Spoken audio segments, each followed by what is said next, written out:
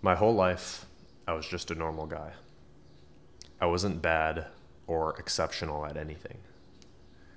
I played sports in high school, was pretty decent at that. Um, I had like a 3.8 GPA, didn't try in school at all. But at the age of 18, while attending my first year of college, I began building this insane desire to just be great in every realm of human life. I realized that we don't have time to waste on this planet. Life is too short to not chase greatness.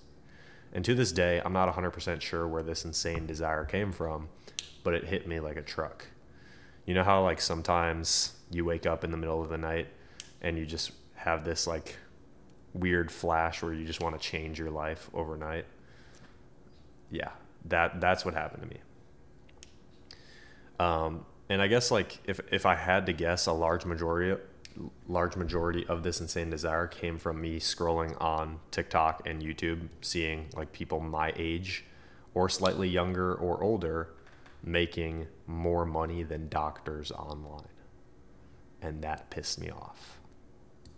I saw people 17, 18, 19, 20, 21 that didn't know much more than me. They actually seemed quite stupid, that were making 25K per month or more. And I knew deep down for myself that if I found something and I went all in on it, I could do something like that too. Again, these people quite literally seemed dumber than me. So about 4 years ago to this day, I began my journey of making money online. And when I first got started, I fell for the typical BS in the beginning of doing drop shipping, affiliate marketing, etc. Running an agency, doing copywriting, and all of this chaos of people telling me to do a million different business models kind of left me stuck for a good 2 or 3 months. I couldn't find something. All these people were telling me to do all these different business models, but I couldn't find something that seemed possible for just an ordinary person to do.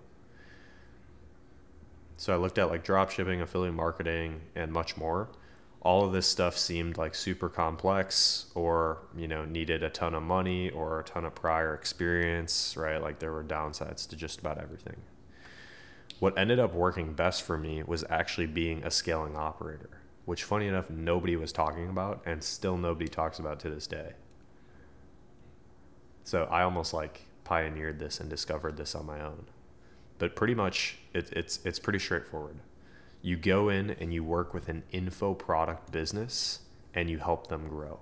And I'll share with you a specific example of what I did here later on. But it's estimated that the online education space, by the way, info product businesses are people that sell courses, people that sell coaching programs, things like that. And it's estimated that the online education industry is projected to reach 87 billion in 2024, so this year, and it's projected to almost double by 2029, which is fast, by the way. So it's a growing industry, and not to mention as well, since the info product space and the online education space is still relatively new, it is in desperate need of help. Like you think of just a traditional business, they don't need that much help because it's been around for 50, 100, 200 years. Like the online education business or the online education space really came out in like 2010s, maybe like 2014, 2015. So all of this stuff is still relatively new, which means the market is in desperate need of help. And it means that most online education businesses, they do a terrible job at multiple things inside of their business that is stopping them from making more money. The main two things, they do a terrible job converting attention into sales calls, and they do a terrible job converting sales calls into money. Where, this is kind of split with appointment setting and sales respectively. So as a scaling operator, your job and your goal is to go in and solve these issues for the online education business that does a terrible job and is super inefficient, and you're going to help them grow their business. And as a byproduct of that, you're going to be making commissions, right? And this is exactly what I do to this day. like, this is what I did in the beginning. This is what got me to my first 10K per month, but this is what I do even at scale. And I'll show you how this works. And here's a quick example. I'm sure you saw the title, so we'll get that out the way. This is just a screenshot here. I'll try to zoom in a little more. This is a picture of our payment processor from January 1st to February 27th, doing a little over $100,000 in a 57-day window. And this is actually capping off of a 10K day. And I'll tell you why that works and how that happens, or why that happens and how that works in a second. But the truth of the matter is, all of these business models work when you have skills. So like, if I were to shut down everything that I'm doing right now with being a scaling operator and like running this YouTube channel and things like that, if I shut it all down, started from complete scratch and tried dropshipping, I would scale it and I'd find success in it. Why? Not because it's a good business model, but because I have the skills to be able to make any business model work. And like, when you don't have the skills, you fail in all of them. So like, when I was first getting started, the reason why I tried all these different business models and I was failing over and over again was because I didn't have any skill sets built. So you actually have to focus on building a skill set first, and then you can go out and try these like business models. And so like, becoming a scaling operator, the primary goal and the primary objective is to skill stack, meaning you get paid more money as you develop more skills. When you first start, you develop a skill. Maybe you're not the best at it yet. Maybe you only have one skill. You only make a little bit of money. As you get better, you make more money. And then you start introducing new skills, and you just keep on increasing your income as you become more valuable to the marketplace. And so for me, when I first got started doing this, I had no skills. So I actually had to drop my ego. I had to go in and I had to work for a business.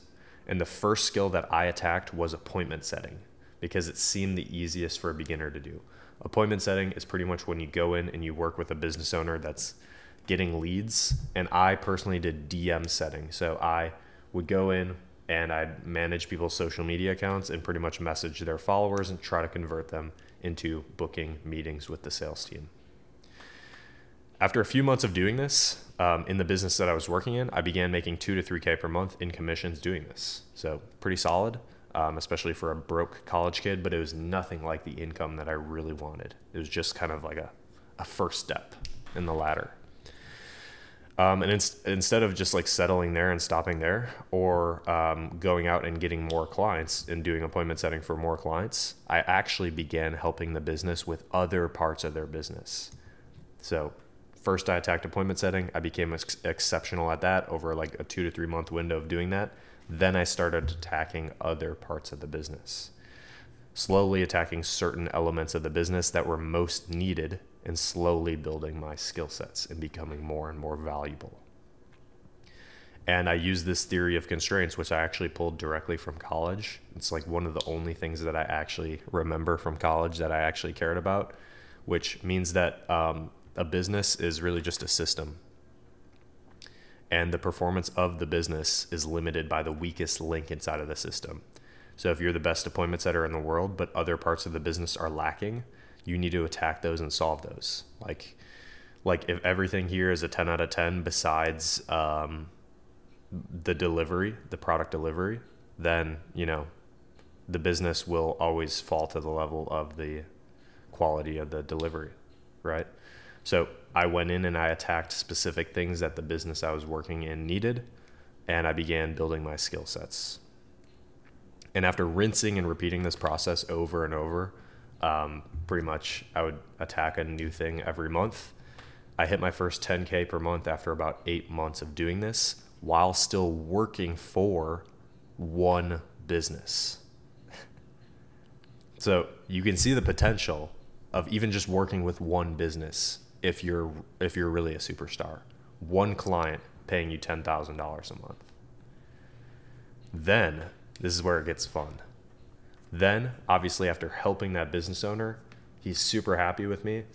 I asked him to film a video testimonial, and I took that testimonial and case study of this business that I worked in, and I scaled myself out of the position to stop working for them and start working with them. And then I began rinsing and repeating the process for 5 to 10 business owners at a time. So instead of just one, I took myself out of that position and I began going after 5, 10, 15 clients at a time. And the business owners were happy to pay me $10,000 or more for multiple months of help for me to dial in and help them with the exact same things that I was doing with this first business owner. Why? Because I put my ego down, I worked like a dog, and I got somebody really good results. I built a really good reputation, and then I started rinsing and repeating the process in the industry. I didn't go out and start some stupid Facebook advertising agency when you don't even know Facebook ads yet. No. I got somebody incredible results, dropped my ego, went all in, and worked my ass off. And then I started doing that. Right? And again, business owners were happy to pay me $10,000 plus for like 6 months of help, 6 months of consulting, plus me helping them pretty much just dial in and help them grow their business. And sometimes people would also offer me a percentage, which that pretty much means if you do a really good job, you can really scale. And to be honest with you, this is what I do full time right now. I mean, I manage a team of 3 people inside of my company, and we work with 15 to 20 info product businesses at a time, helping them grow and scale. And I use the insights and the data that I acquired still from my first client, and then obviously refining that, doing that for 5, 10, 15, 20 clients. I think we're at like 200 now at this point after doing it for like 3 years. And it's awesome, right? And so if you're watching this video right now, you actually have a little bit of an unfair advantage that I didn't have when I first got started. Because you remember how it took me like a good 2 or 3 months to just learn that first skill, and then it took me like another 8 months or so to kind of refine everything and hit my first 10K per month? Well, number one, when I started this in 2021, I actually, there was like nobody talking about how to do something like this on the internet, right? Like I said, I kind of like pioneered this almost. The closest thing that people would talk about is like SMMA, which there's kind of a correlation, but not really. It's quite a bit different, but you have an unfair advantage now because there's actually people like me talking about how to do something like this. Whereas, you know, I didn't have that when I first got started. And since as well, I was able to find success with this myself, and I still do this every day, and it does quite well for me. And I'm 21. I actually decided to start helping others follow the same formula and to work with me to acquire and develop skills faster than I did. Because when I first got started, I gained the skills by just ramming my head into the wall, trial and error. And I actually kind of regret that, but I didn't really have any other choice. There was nobody out there to help, at least that I knew of. So I pretty much just had to sacrifice my time. And I was working like 12, 14, 16 hours a day to develop these skill sets. Whereas like you have the advantage and you have the opportunity to have somebody help you develop these skills at a much faster rate, right? It's still good to do trial and error to some degree, but if I had somebody in my corner to guide me when I was first getting started, I might have gotten results even faster. Like I've been doing this for 3.5 years, so it might have taken me 2 or 2.5 or something like that, right? So the reason I say that is because I actually created a program where I help people become scaling operators and make their first 10K per month online as a scaling operator, right? So anything in the 0 to 10K per month stage of being a scaling operator, I show you how to do that. And then I can also help you end up taking that and starting your own kind of business and scaling that to, like I said earlier, you know, going out and rinsing and repeating the process to really scale. I mean, that's kind of where it gets fun. But the main intention of what I do is I help you build skills, because skills will serve you for the rest of your life in any industry, in any market. They're recession-proof, high-income skill sets. So if you're like, hey, Trevor, I've been looking for a mentor. everything that you covered in this video is kind of like what I'm looking for, and I see how you can really help me out, go ahead right now and just book a call down below with me, not with some random stranger on the internet you've never seen before. It'll be with me, and on that call, I'll pretty much just ask you a couple questions. We'll see if we're a good fit to potentially work together, and if so, I can help you out. If not, I can point you in the right direction, and we can kind of go from there. So check that out in the link in the description. If you have any questions, you can let me know in the comments, or you can hit me up on IG. And other than that, you guys take care and have a fantastic rest of your day. Peace.